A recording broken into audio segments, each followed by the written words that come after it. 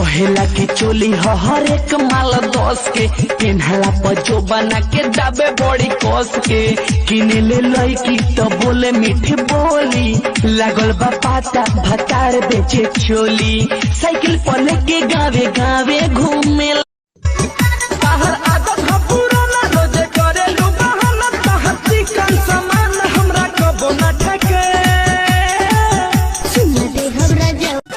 से कहतानी ये हो बलमुआ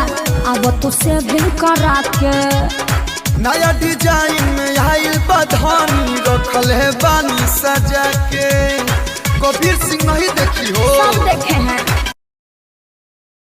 पढ़ाई में मन नहीं लगता हमारा सुंदरियन के पीछे जाई तारा रारा